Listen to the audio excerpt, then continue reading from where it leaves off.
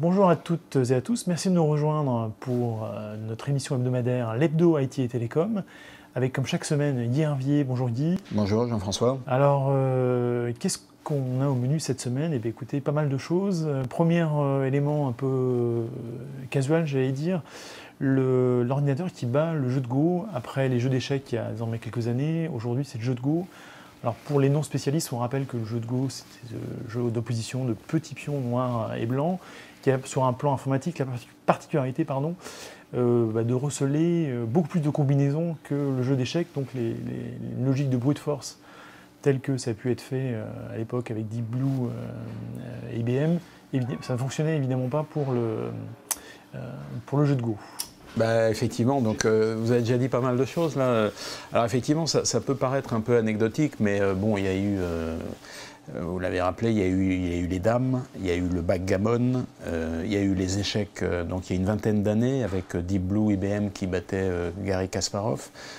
Plus récemment, il y a eu, donc il y a quelques années, il y a 4 ans maintenant, c'est toujours IBM avec Watson qui battait les champions du jeu Jeopardy, le jeu un peu particulier aux États-Unis où en fait on donne la réponse et il faut trouver la question, c'est un peu spécial.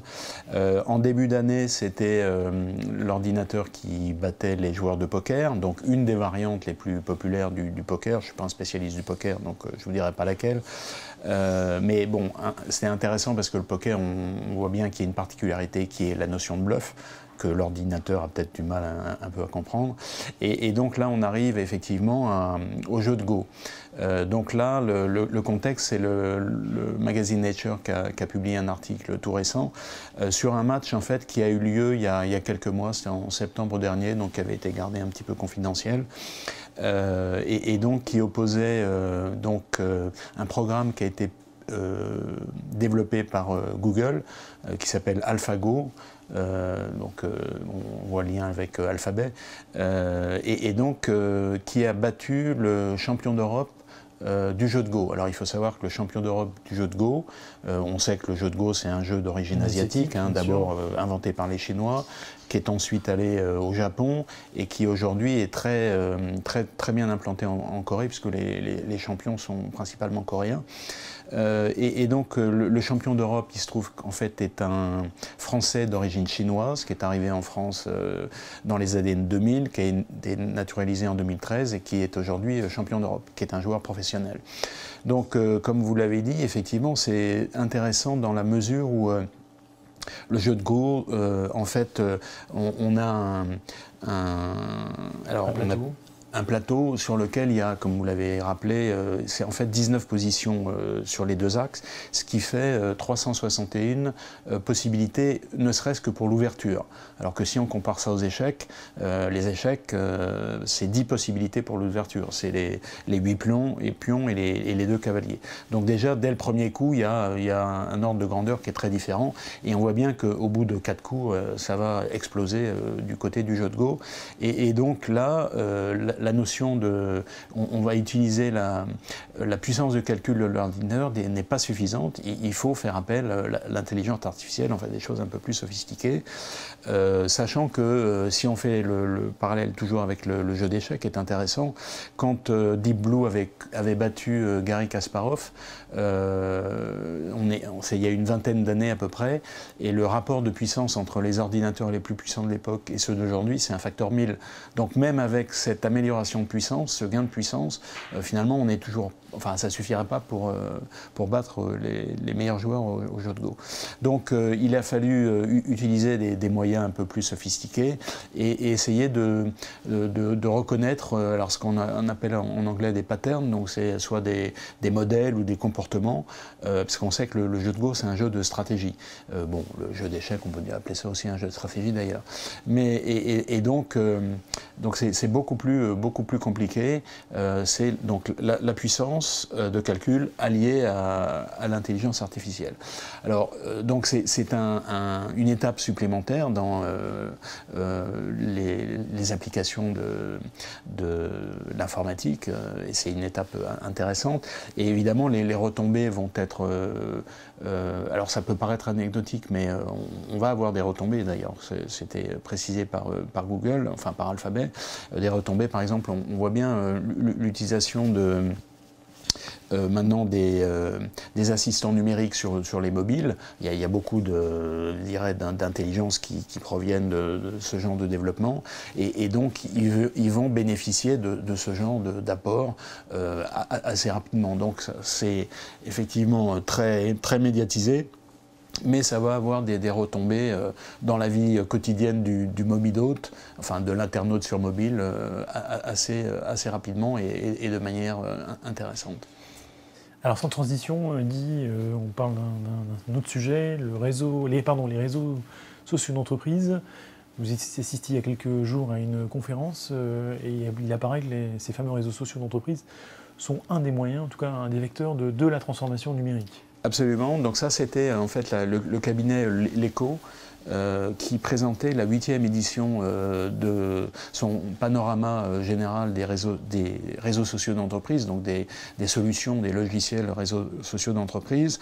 Et donc le cabinet L'Echo, par l'intermédiaire de son patron Arnaud Rérol, en fait, expliquait déjà en introduction que c'est pas un rapport ne chasse pas l'autre, mais en fait complète, parce qu'à chaque fois il creuse un peu dans une direction différente, donc ce qui fait que finalement les rapports s'ajoutent, se complètent au lieu de se remplacer.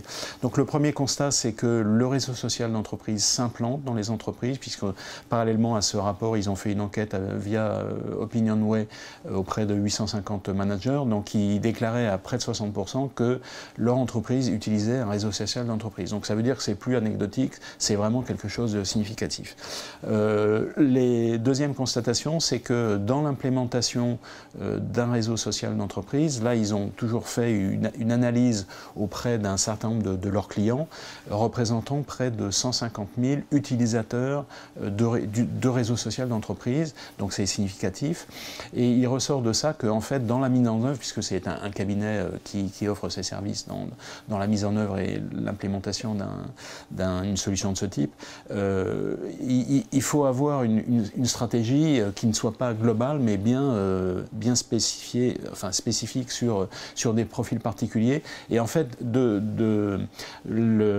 l'analyse, donc ils ont utilisé un logiciel d'analytics, de l'analyse de toutes les opérations, les interventions de ces 150 000 utilisateurs, en fait, il ressort qu'il y en a 6 000, donc c'est un chiffre relativement faible, on va dire, 4%, 6 000 qui sont considérés comme des leaders. Et donc l'idée de leader, c'est quelqu'un qui est actif sur le réseau social d'entreprise. C'est pas seulement, en gros, regarder ce qui se passe, c'est intervenir dessus, c'est-à-dire publier des articles, mettre des commentaires, éventuellement faire des vidéos. Donc vraiment actif sur toute la palette qui est proposée par ces réseaux sociaux d'entreprise. Et donc l'idée assez simple, et de dire, quand on veut mettre en œuvre de manière efficace un logiciel, une solution de ce type, il faut s'appuyer en priorité sur ces personnes qui sont des leaders et qui vont avoir un effet à la fois d'entraînement et de mimétisme sur l'installation de cette solution. Ensuite, l'autre constatation, c'est que le cabinet a fait une classification, une comparaison des 30 solutions. Alors ils en ont pris 30, il y en a peut-être d'autres, mais enfin avec 30 déjà on a de quoi faire. 30 solutions selon 550 critères et sur 5 catégories différentes, parce que l'idée là aussi est assez simple. Il y en a qui sont plus orientés par exemple pour la productivité, d'autres qui sont plus orientés sur la gestion collaborative, d'autres qui sont plus orienté sur la diffusion et la circulation de l'information et l'ouverture à l'externe et la gestion des connaissances, le fameux KM des années 2000. Et donc, en fait, ils ont fait une présentation qui ressemble un petit peu au cadran magique, un positionnement sur 2 axes de ces trentaines de solutions. Donc c'est un outil qui est très intéressant pour toutes les entreprises qui veulent mettre en place une solution de ce type. Et puis le dernier constat, c'est que effectivement 30 solutions, ça peut paraître un peu surprenant. On est en face d'un marché qui reste très fragmenté, alors que c'est quand même un marché qui date pas d'hier, hein, qui existe depuis un certain temps. Donc si on prend le cas des ERP par exemple, les 4 quatre grands du marché, oui, font 90% du marché. Donc là, on n'a pas cette consolidation. Donc l'explication de l'écho, qui n'est pas tout à fait convaincante d'ailleurs, c'est qu'il y a encore beaucoup d'innovations dans ce genre de logiciel, donc ça laisse place à l'arrivée de nouveaux acteurs. Et puis, on peut prendre l'analogie qui est celle des apps sur le mobile, c'est-à-dire qu'effectivement, quand on va sur le catalogue d'applications d'Apple ou de Google, on a là pour le coup des milliers, voire des centaines de milliers d'applications, et donc en fait cette analogie pourrait se transposer, sachant que évidemment toutes ces solutions sont sur le cloud, donc c'est relativement simple à développer. Néanmoins 30 solutions, ça fait beaucoup, et évidemment on peut se demander comment les choses vont évoluer, c'est-à-dire est-ce que ce marché va continuer à cette espèce de foisonnement, l'arrivée de nouveaux acteurs, ou est-ce qu'on va arriver à une sorte de consolidation malgré tout, et là le cabinet L'Echo propose une idée à laquelle on peut adhérer, qui est de dire il va peut-être y avoir une sorte de consolidation au niveau des infrastructures, et là les grands acteurs vont jouer tout leur rôle, donc là on a évidemment Microsoft, éventuellement IBM, et puis au-dessus de cette infrastructure on aura des solutions qui vont se plugger, donc on verra dans les années à venir si c'est l'évolution qui sera retenue ou pas. Alors, autre événement de la semaine, dans le secteur de informatique et télécom, les résultats financiers, avec quelques annonces importantes et attendues. Je pense à Apple, Facebook, oui. On oublie sûrement. Google. Alors en fait, Google est à venir, donc finalement c'est les GAFA, mais le G n'est pas encore intervenu puisque c'est la semaine prochaine. Donc c'est les AFA. Donc alors on va les prendre dans l'ordre. Apple, puisque c'est lui le premier qui a tiré. Apple, c'est pas ses résultats annuels puisqu'il est décalé, c'est des résultats trimestriels. Donc, bon, ça n'a, en général, résultats trimestriels, c'est très très court terme, mais c'est intéressant dans la mesure où là, ça révèle quelque chose d'intéressant qu'on avait déjà noté, à savoir que, alors, ce sont des résultats records, mais ça, apparemment, ça n'a pas satisfait les marchés financiers puisque l'action a chuté après les résultats.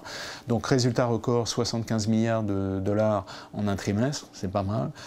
18 milliards de bénéfices nets, c'est pas mal aussi. Et je me permets une petite remarque. La semaine dernière, on avait évoqué le cash en banque chez Apple. On avait parlé de 80 milliards. Tim Cook nous a légèrement corrigé, c'est 216 milliards. Voilà, bon, donc d'autant mieux. Donc on est d'autant plus rassuré parce qu'on avait quand même une petite inquiétude. On avait quelques inquiétudes pour la fin de mois d'Apple. Absolument. Et donc, ce sont des résultats qui pourraient être tout à fait satisfaisants. Le gros problème, c'est que, comme d'autres sont dépendants de substances particulières, Apple est devenu très dépendant de l'iPhone, puisque l'iPhone représente près de 70% du chiffre d'affaires, et que les autres produits, donc l'iPad est un peu en chute, les Mac sont également un peu en chute, l'Apple Watch, c'est pas ça qui va prendre le relais, l'Apple TV, c'est pas ça non plus, donc finalement, les analystes se demandent quel va être le produit qui va permettre de prendre le relais. Alors évidemment, beaucoup mis sur l'iPhone 7, qui va arriver vraisemblablement en septembre, sauf qu'il s'appellera peut-être l'iPhone 9 pour montrer qu'il y a un fossé entre les deux. Mais bon, on verra si c'est le cas. Et puis l'autre problème, c'est que les marchés commencent à être un peu saturés. Donc une fois que vous avez un iPhone ou deux, vous n'allez pas en acheter 4. Donc ça, c'est un problème pour Apple.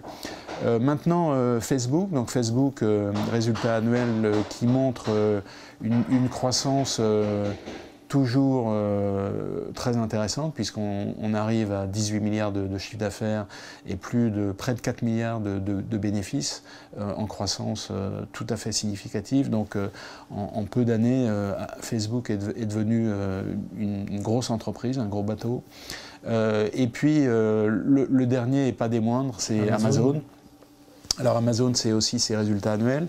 Ce qui est intéressant de noter, donc Amazon, finalement, c'est un distributeur en ligne, et finalement, ces résultats montrent que c'est plus une société de distribution qu'une société de l'Internet. Pourquoi ? Parce que quand on regarde les bénéfices par rapport au chiffre d'affaires, ils sont relativement faibles. Amazon a fait des pertes année après année. L'année dernière, dégagé un bénéfice intéressant. Et au dernier trimestre, son bénéfice record, mais qui n'est que de 500 millions de dollars, entre guillemets, enfin à peu près, si je puis dire. Donc par rapport à un chiffre d'affaires qui est beaucoup plus élevé. Alors sur l'année, c'est 107 milliards. C'est la première fois qu'Amazon dépasse les 100 milliards. Donc on voit bien le rapport, l'ordre de grandeur n'est pas du tout celui des sociétés de l'Internet. Mais bon, ça c'est parce que c'est une société de distribution. Il faut empaqueter des produits, les livrer. Enfin, c'est le problème d'un distributeur.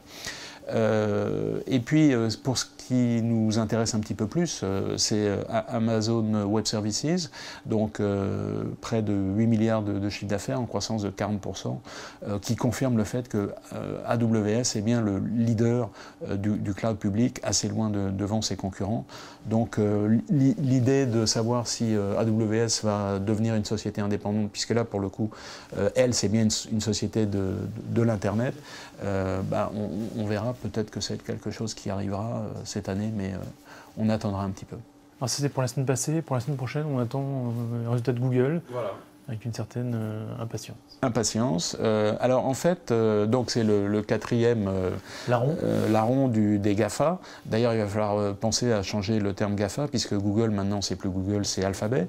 Et ce sera intéressant à double titre, parce que, donc d'abord parce que c'est Google et maintenant Alphabet, mais précisément parce que c'est Alphabet, et c'est la première fois que la société va publier ses résultats en termes d'alphabet, donc avec les différentes opérations, et on va voir un petit peu plus qui fait quoi et avec quels résultats, donc ce sera vraiment intéressant.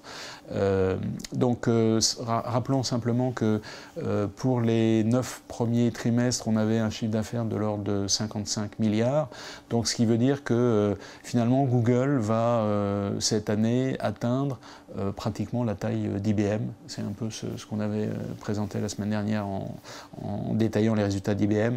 Donc c'est finalement un raccourci intéressant. Une société qui a été créée en 1998, qui rattrape une société qui a 104 ans. Donc bon, évidemment, elles ne font pas la même chose, mais les chiffres sont là et c'est intéressant à dire. Je profite de cette transition pour parler de votre coup de gueule qui est bonus et rémunération. Et vous prenez l'exemple au hasard à peu près de Gianni Rometty qui s'est vu attribuer, on va dire malgré les limites des résultats d'IBM, un bonus finalement pas négligeable. Effectivement, alors on va dire coup de gueule, en tout cas je ne sais pas, mais étonnement. Effectivement, malgré les résultats d'IBM, 15e trimestre consécutif de baisse du chiffre d'affaires, et puis là on parlait tout à l'heure d'Apple et du produit qui allait venir, là en l'occurrence c'est des activités qui ont du mal à prendre le relais de celles qui sont déclinantes.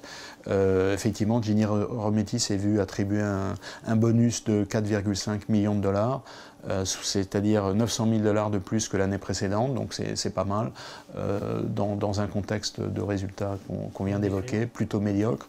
Alors évidemment, pour 2016, son salaire reste fixe, à 1,6 million de dollars, mais on voit bien, on comprend bien que le salaire d'un dirigeant, c'est pas de ce type-là, c'est pas ce qui est le plus important, ce sont les bonus. Et puis il y a aussi tout ce qui est ce qu'on appelle les incentives, donc incitations à la performance en stock, liées aux actions, et là à long terme c'est plus de 13 millions de dollars. Donc bon, je pense que l'avenir de Gianni Rometty à titre personnel, il n'y a pas trop de soucis à se faire, sachant que finalement ça pose quand même le problème de la distinction entre l'entrepreneur et puis le patron d'entreprise et la notion de risque.